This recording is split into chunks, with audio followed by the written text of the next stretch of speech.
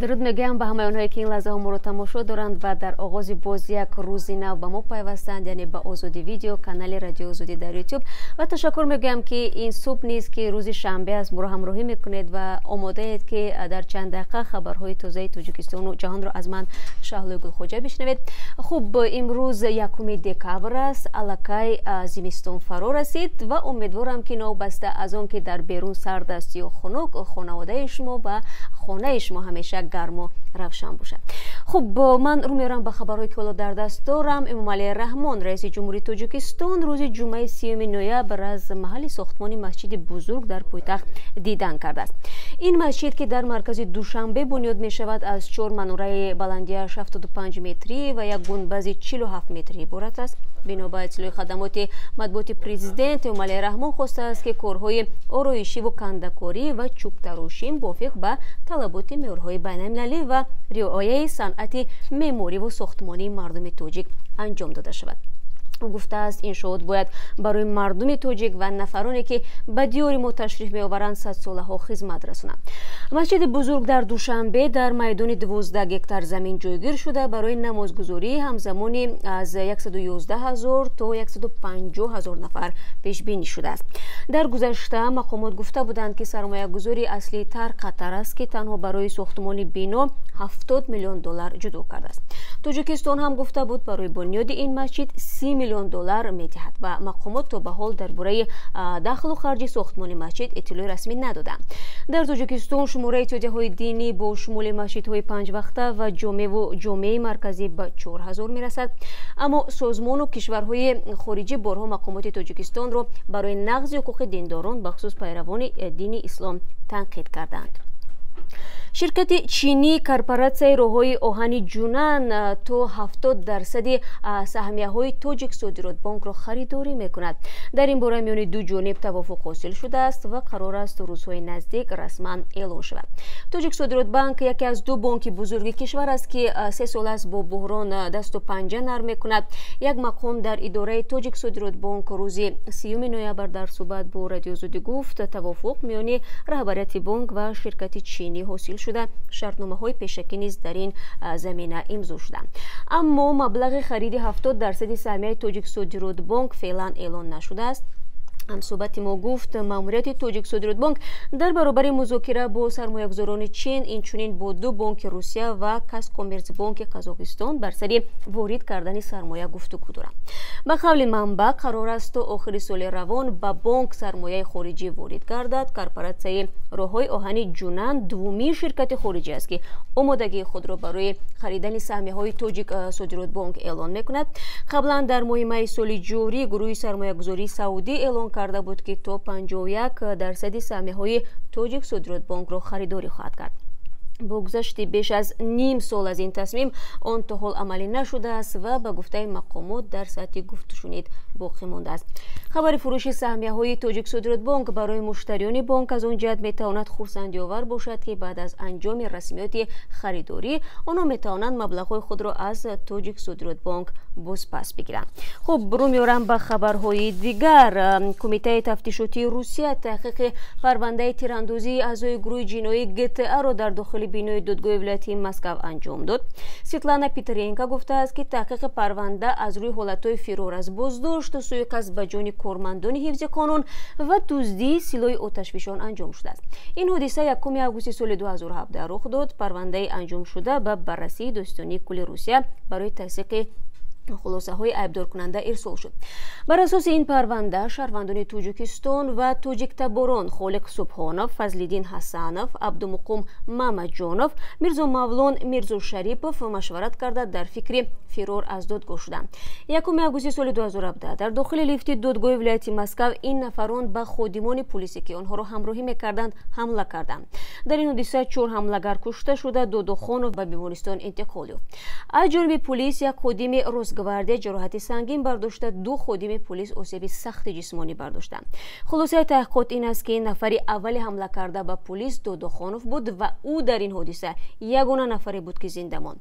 نسبت او از روی ماده‌های فرار از حبس، دزدی سلاح، سوءقصد به جان خادم ساختار انتظامی پرونده باشده است. 2 خانوف از ماه آگوست به این سو مهلت حبس ابد را پشت سر می‌کند. گروه جنایی بنده GTA از نام یک بازی کامپیوتری هم نامگذاری شده است. این گروه سال 2012 از طرف یک شهروند قرقیزستان عبادالله سبحانوف تأسیس یافته. با عضویتش 15 نفر اساساً شهروندان تاجیکستان و دیگر کشورهای آسیای مرکزی شامل بودند.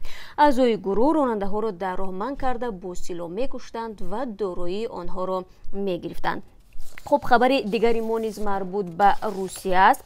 ولادیمیر پوتین فرمانی را امضا رساند که طبق آن 77 نفر خارجیان صاحب شهروندی روسیه شدند.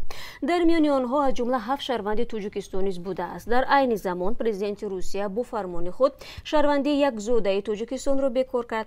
طبق اطلاعی که در صفحه رسمی اینترنتی اطلاعات حقوقی نشر شده است، از این نفر اندری واسیلیف نام برده می شود که سال 1974 در تاجیکستان تولد شده است. او به هنگام گرفتن شهروندی در سال 1998 در کراسنودار زندگی می‌کرده است. هفته روان ولادیمیر پوتین با فرمان 20 سال پیشش تغییرات وارد کرده. این زوده تاجیکستان را برای استفاده از سندهای قلبکی از شهروندی روسیه محروم کرد. ضمناً اگر شما در یاد داشته باشید، رسو یک سال پیش در ماه دکابری سال 2017 دادگاه لوبرسکی ولایت مسکو شهروندی تاجیکستان کرامت شریپوف که شهروندی روسیه را آن زمان داشت و یک فعال مهاجران بود، شهروندیش را بیکار و از روسیه اخراج کرد. سنجش ریاست وزارت امور داخله در ولایت اسمالینسک نشان داده است که جریان به شهروندی روسیه پذیرفته شدن شریپوف غیر قانونی صورت گرفته است. تلاش‌های کرامت شریپوف که طول یک سال در تاجیکستان قرار دارد برای برقرار کردن شهروندی و بازگشت به روسیه هیچ نتیجه نداده است و او اخیراً با پیام به ولادیمیر پوتین هم مراجعت کرد.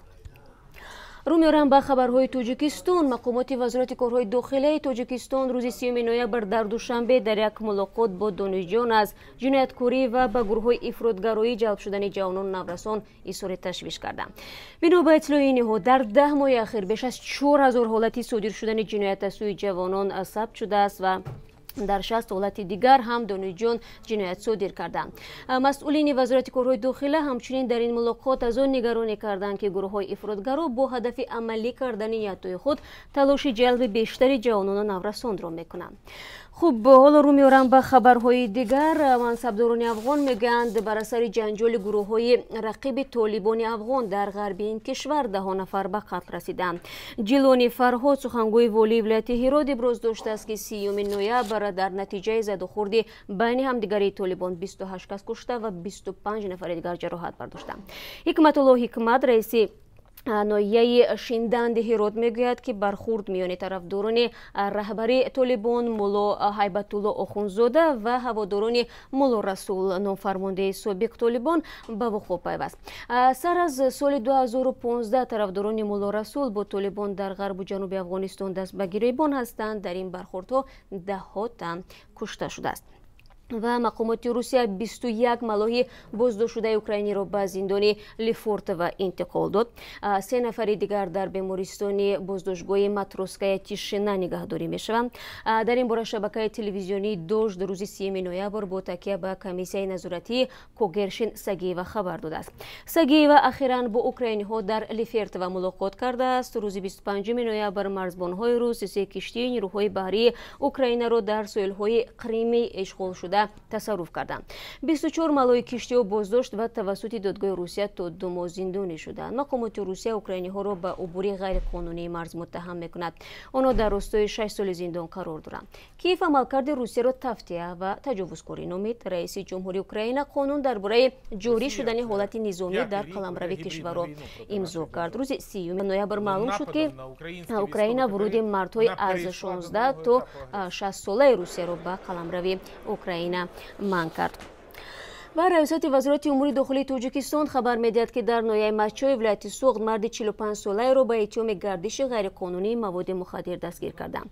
متهم علی ابراهیم زاده ساکن دهه پلدارک بوده است که بعد بحث و مناظره با شناسش فخرالدین حاتموف با مقصد غرض شخصی یک خلطه مواد مخدر را در خانه او پنهان کرده، سپس به میلیسا درباره موجود بودن بانکدانه در منزل حاتموف خبر داده است. کارمندان وزارت امور داخلی در ناحیه مچا هنگام تفتیش گزارشی کاهدانی منزل فخرالدین حاتمов از زیر خاشاک‌های خشک شده خلطه مواد مخدر را پیدا کردند.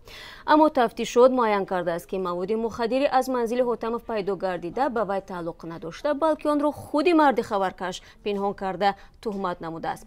موافق خلاصه تفتیشات وزن بانکدانه پیدا گردیده 1 کیلو و 244 گرم را تشکیل می‌دهد. نسبت علی ابراهیم‌زاده که سال 1998 با گناه دزدی حکم گرفته است برای گردش غیرقانونی مواد مخدر پرونده جنایی باز شده است. این ماده کدکس جنایی از 5 سال زندان را پیش بینی می‌کند. و یک خبر جالب دیگر هم هست. از پای دونده رهبر چچنستان رمضان قادیروف 3 برابر بیشتر از صاحبشان درآمد می‌آورند، نوشته سازمان ترانسپرنسی اینترنشنال روسیه در یک گزارش تحقیقاتیش. در 4 سال این اسباب به قادیروف نزدیک به 100 میلیون روبل فایده آوردند. این پولها را رمضان قادیروف در گزارش مالیاتی ذکر نکرده است. بنابر حساب‌های ترانسپرنسی اینترنشنال روسیه از سال 2014 تا 2018 اسبای قادیروف در دوی امارات عرب بیش از 61 میلیون روبل درآمد آوردند. زیاده از 36 میلیون جایزه‌ای را آنها در روسیه گرفتند. در این سالها قادیروف تنها 29.2 میلیون روبل را همچون درآمد گزارش داده است.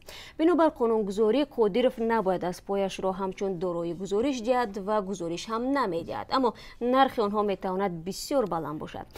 سال 2015 تمرینگر اسب قادیروف در چخ قیمت 2 اسب قادیروف را 250,000 یورو ارزیابی کرد. در بزرگترین سامانه روسیه اویدی ورزش اسب دوانی هیپودروم رو گفته شده است که قادیروف 128 اسب گرانبها دارد. به گفته ترانسپرنسی اینترنشنال روسیه نگهداری این گالا برای قادیروف سالانه 46 میلیون روبل خرج دارد. این بیشتر از مبلغی است که قادیروف در گزارش مالیاتی نوشته است. خب بینندگان عزیز، با سپاس به یک شما که چند دقیقتان را برای ما برای شنیدن خبرهای تازه تاجیکستان و جهان بخشید. برای شما روز خوب میخواهم و همه شما را فردا با تقدیم خبرهای تازه منتظر هستیم. روز خوب داشته باشید.